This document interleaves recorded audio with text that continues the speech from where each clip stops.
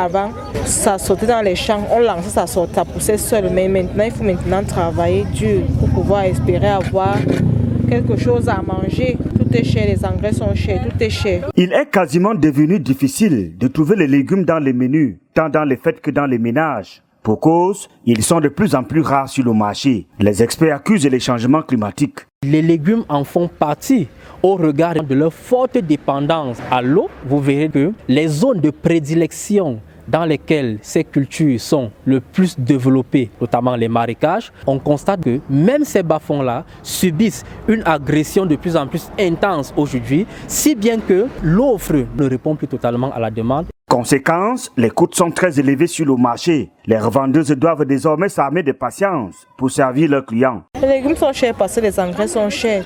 Et quand maintenant le fournisseur vient te livrer, il te livre à un prix. Et quand toi aussi tu dois venir vendre, il te faut aussi avoir un bénéfice pour pouvoir nourrir ta famille. Moi, je vends le coq.